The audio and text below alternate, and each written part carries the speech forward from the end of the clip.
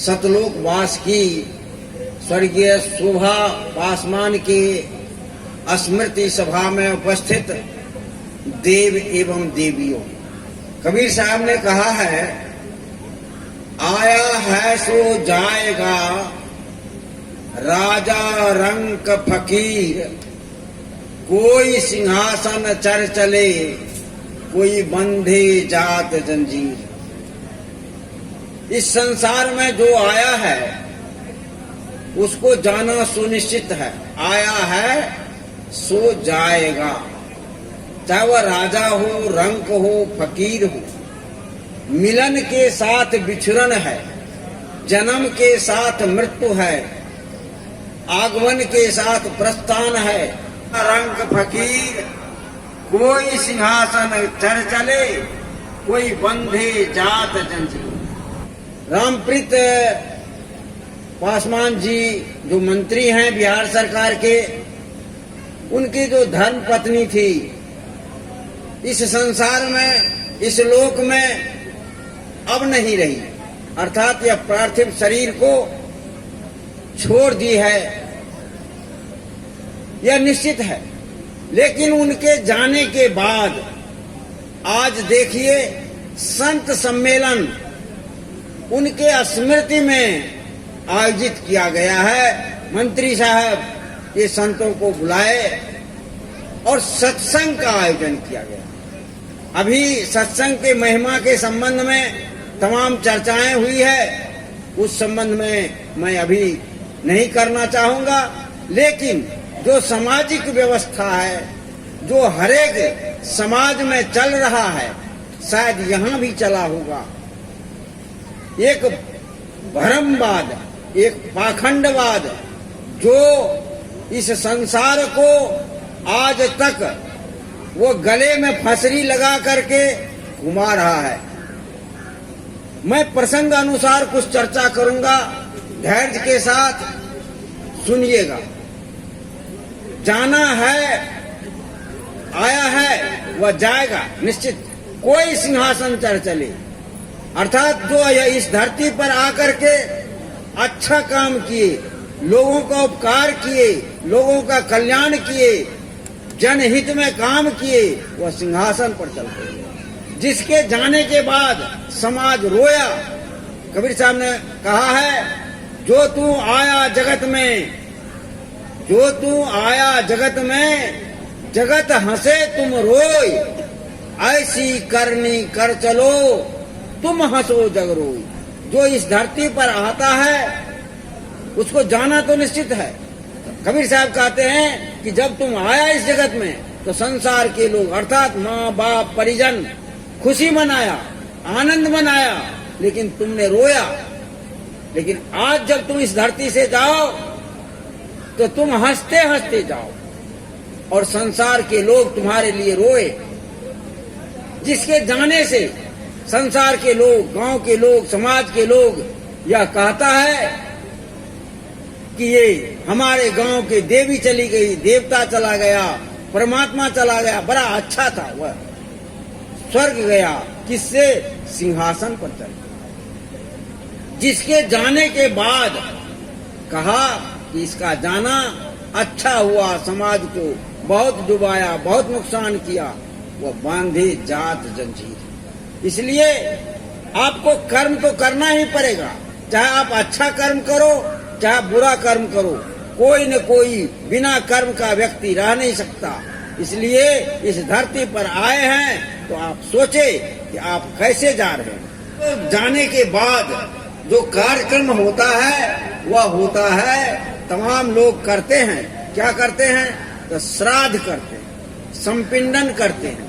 मैं उस पर दो शब्द आप लोगों के बीच रखना चाहूंगा। श्राद्ध है क्या? संपिंडन है क्या?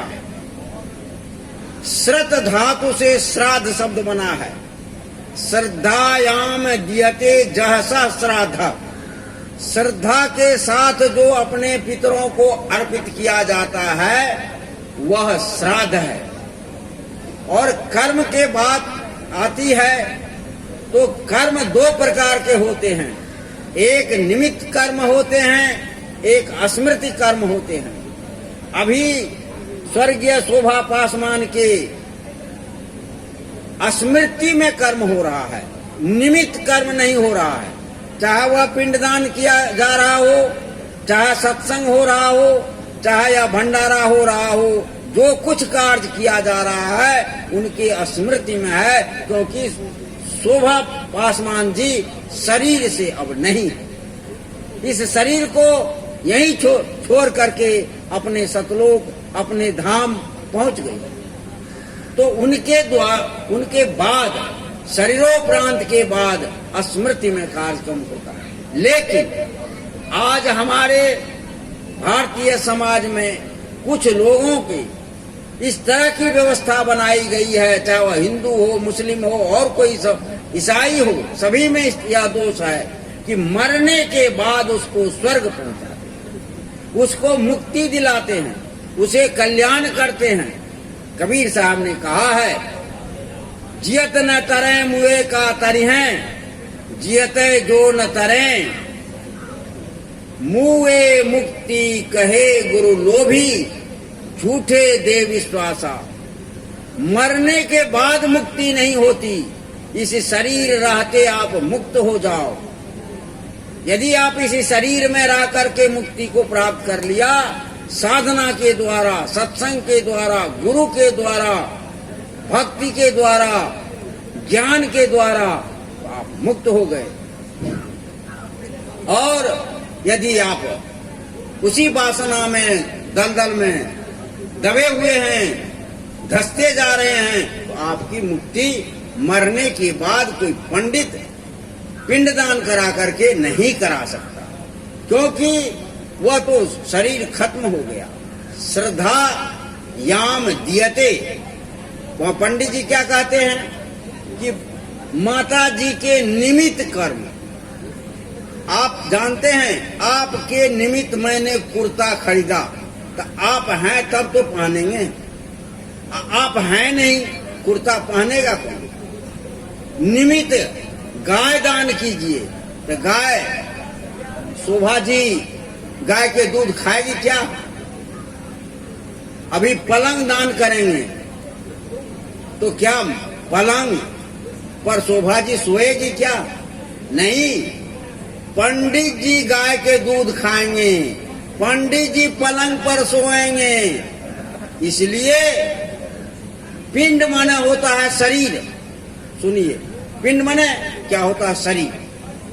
नीति में आया है, 5 वर्षाणि लाड्यति 10 वर्षाणि ताड्यति प्राप्ते षोडश वर्षाणि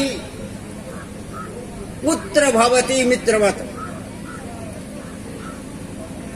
5 वर्ष तक आप बच्चे को लालन पालन करते हो, 10 वर्ष तक उसको धारण माने शासन करके उससे काम करा सकते हो। लेकिन जब 16 वर्ष के वो हो गया, तब वह आपके अधीन नहीं रहेगा। बच्चे देखिए, आप कहोगे पूरब चलो, वो पश्चिम जाएगा। इसलिए कहा है कि जब 16 वर्ष के हो गया तो वह पुत्र भवती मित्रवत, उसके साथ मित्रवत व्यवहार करो, प्रेमपूर्ण व्यवहार करो। दूसरी बात, पुत्र को कहा है कि आप अपना माता पिता के श्राद्ध करो। अब माता पिता है, जिंदा में श्राद्ध करने की आवश्यकता है, मरने के बाद नहीं। अब कहेंगे ये बाबा क्या कह रहे हैं जिंदा में श्राद्ध करने के लिए? नीति ग्रंथ है, चाणक्य नीति ग्रंथ, चाणक्य ग्रंथ में उठा करके देख लीजिए, पढ़िए। चाणक्य ने ब्राह्मणों के लिए लिखा है कि जो ब्राह्मण सुबह और शाम अपने माता पिता का श्राद्ध नहीं करता है, वह चंडाल है, बिडाल है। बिडाल कहते हैं बिलार को। तो क्या माता पिता उसका जिंदा है और उसका श्राद्ध नहीं करेंगे तो वो बिडाल हो जाएंगे? तो किस श्राद्ध की बात है? श्राद्ध अर्थात माता पिता के शरीर रहते उनकी जो आप सेवा करते हैं, उसके जो उसको भूख लगी है भोजन दो, कपड़ा दो, स्नान कराओ, उसके बुखार लगा है दवाई दो, उसकी जो सेवा करते हैं उसको कष्ट ना हो, यही असली श्राद्ध है। और जब जिंदा है तो माँ बाप को आप गाली देते हो, मारते हो, अपशब्द करते हो, भोजन नहीं देते हो, और मरने के बाद तुम लाखों लाख रुपया का भोज करते हो, पंडित को दान करते। ये कोई श्राद्ध नहीं है। श्राद्ध का मतलब जो माता पिता है उसके निमित्त पंडित जी निमित्त कर्म कराते हैं। तो क्या वह सोना चांदी तोशक तकिया, हमको याद है बचपन में मैं अपने गांव में था, बहुत छोटा था, 10 वर्ष का होगा, तो चुमन झा नाम का एक पंडित जी हैं, अब थे, अभी तो नहीं है, उसी समय थे, उसी समय मृत हो गए। तो वो उतरी उतारने के बाद एक धागा बांध देता है गर्दन में। तो हम देखे थे हमारे सामने में एक असर चांदी के टका, चांदी के रुपया दिया वो, और उस धागा को तोड़ने के लिए चांदी के रुपया, कहान नहीं टूटैया, कहान वो सूता नहीं टूटता था चांदी के टका से, तब टका सोना के असर भी दियो, असर भी धनिक आदमी चाहिए यहाँ, तब ये टूटते। ये परंपरा हमारे, आपकी जमीन बीच जाए, घर बिक जाए, कुछ हो जाए, ये जो गांव के मरण था, मंजन है, वो उसके दलाल है, वो उसके पिट्ठू है, ऐसा नहीं करवे। अहाँ का बाप फेर याद, मैं फेर याद, माता पिता के श्राद्ध करना चाहते हैं तो उसको संपूर्ण पिंड मतलब दान करना। जो दान आप करते हैं तो माता पिता को यह शरीर दान कर दीजिए, माता पिता की सेवा कीजिए, दवा दीजिए, उसकी पैर दबाइए, कपड़ा भीजिए, यही असली श्राद्ध है। पिंड दान जो है चावल के पिट्ठा को कौवा खाता है, गीद खाता है, और कोई कुत्ता खाता है, वो आपके माता पिता नहीं है। इसलिए मैं आपको आगे नहीं कह करके मैं शोभा पासवान जी को अपनी श्रद्धा सुमन अर्पित करते हुए अपने वाणी में विराम देना चाहता